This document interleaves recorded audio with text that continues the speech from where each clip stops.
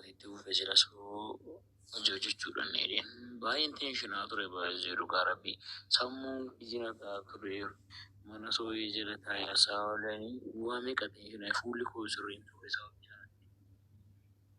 ani garuu waan ajaa'iba tokko yeroo dhiyootti yeroo ishiin hin du'in duratti wal argitanii beektu simboonii faana.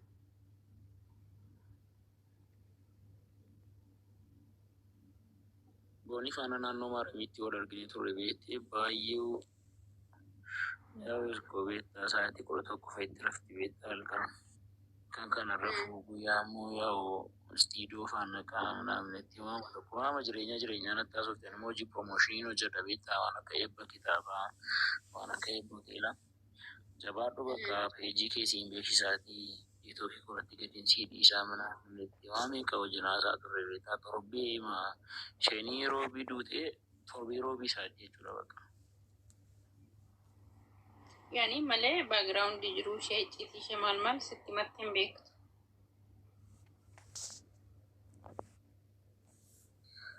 Akkuma inni ijoollee irraa kukkuteera amma ijoollee addunyoota ishee irraatii bilookii godhee kukkuteera. Akka durii nuun hin dawwalluuf yoo isheen nu dawwalte malee nuun hin dawwalluuf hin shakkaa. Waa meeqan lolaa. So isheen nu dawwala baay'een ofiyyuu.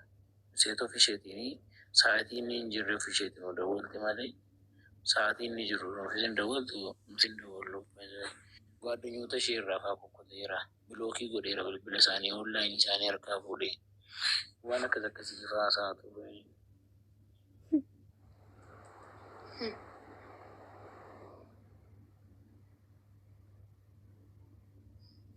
Bareedaadha. Walumaa gala ishee kan miidhe waan baay'ee ture beektaa masii.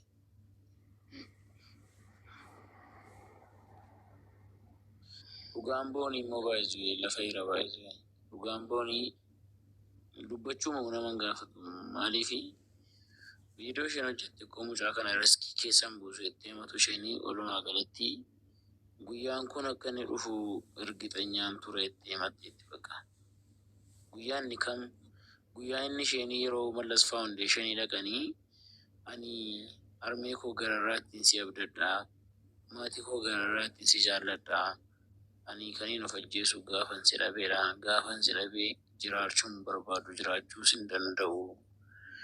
Guyyaa isheen jetti suni guyyaa isheen engadda of ajjeesteedha bakka.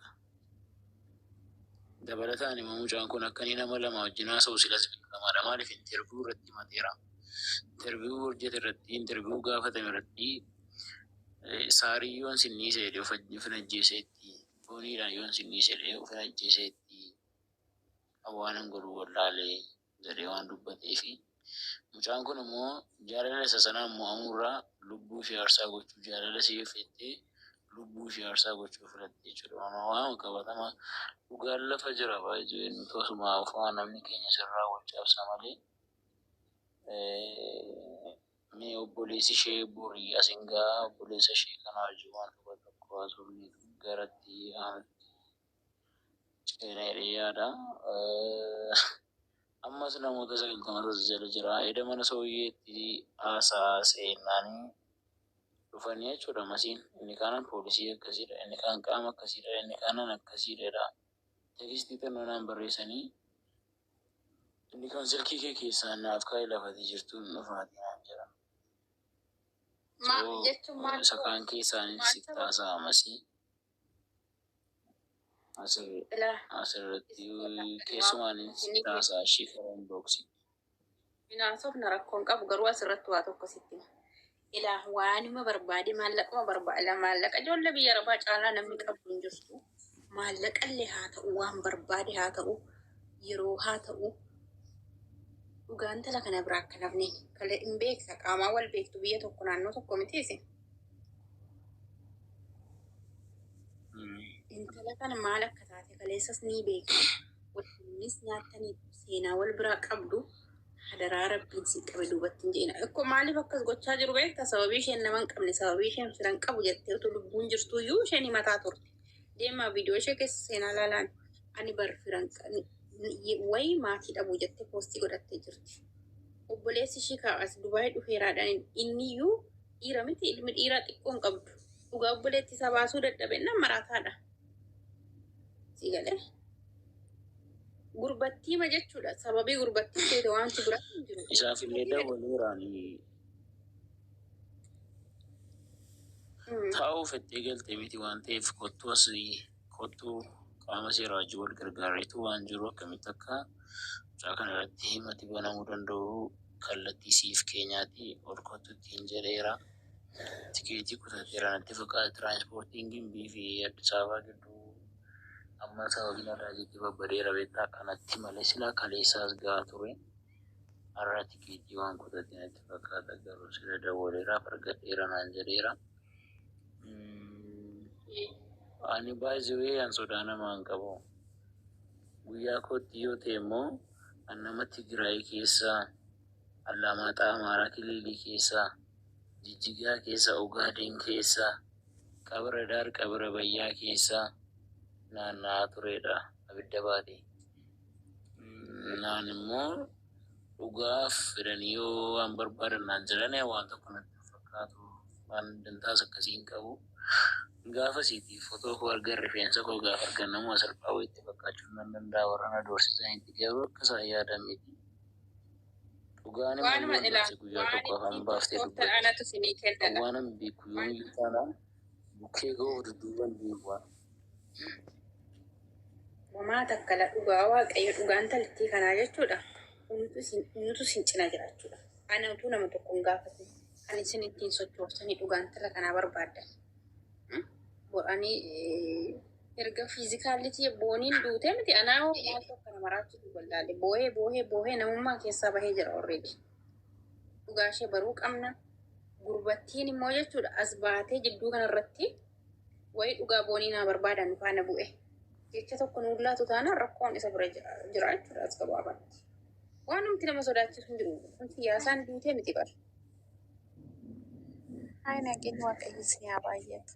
Sababii boo'icha booniitti fuulli koo kun gaara gogaan san luqqa'e namantu. Fira koo du'e nama koo du'eef gaaf tokko akkasitti boo'een beeku. Amanii dhiisi. Siimpoo galchime. Siimpoo wallaggaa. Kuni koo kun dhugaa waaqayyoo jechuudha. Boo'icha irraa kan ka'e funyaan koo kun luqqa'ee na qunca'ee fuulli koo kun jalli na qunca'e. Sababii booniif kan jireenya koo boo'een beeku. Mudannoo na mudate irratti illee boo'een beeku of jabeessaan baay'eetti of jabeessa so. Dhugaan tala kana cinaa dhaabbachuu qabdu. Isinis immoo waan sinirra gahuun beektanii foolooyin irraan qabdu simboo. Inni akka kanaa baay'ee taaptaabillee gochaan jirtanii koppiliinkillee gochaan jirtanii amma bilbila wayiitu naa bilbilamee nan hin bu'ee waanuma tokko tokko qulqulleeffachaa olennaa walumaa gala chaanarra oonlaayinii fayyadamaa oleedhanii gara sa'aatii 6-7 keessaa. Namni suni kana naa kaasee naan maal hojjeta oonlaayinii irraan jireen dhugaa waaqayyoo gaddarreeree maal hojjeta oonlaayinii irraan naan yoona namuma akkasii barbaadaa olee kaanaan jedhe maal abbee sheeriitti goggootuu viidiyoo hojjechaarra rakkoo maalii qabaa sheeriitti godhii jedhee nan dhugaa rabbii galee namni sun iskiriinshuutii godheera naan jedhee naa erga dheera telegiraamii gargiraa fi malee mucaan oonlaayinii fayyadamaa oleerra. Ano sa'aatii 6-7 keessa oonlaayinii fayyadamaa oolanii. Walumaa gala anuma silasitti miidha. Kumaara bakka wanti hundumtuu kumaaradha. Aktiinginu soora koon qabu. Dhugaa dubbachuuf ammoo waan hundumaa seera. Dhimmi silkii hojii wal qabatu, dhimmi bilbila hojii wal qabatu utuu bilbilli argamees dhugaan bahu hin jiru. Dhugaama isaan sitti mi'aachee sila dhugaa utuu silkiin argamees bilbilli argamees dhugaan bahu hin jiru. Hin jiru bakka dhugaan bahu dhugaama sittu maaliif bakka faayilii hundumtuu dhugaama isaan sitti mi'aachee sila dhugaa dheera bakka utuu silkiin argamees bilbilli argamees dhugaan bahu hin jiru. Hin jiru bakka.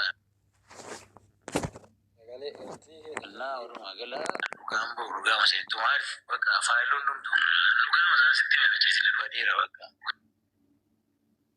Mootii godhanii sorii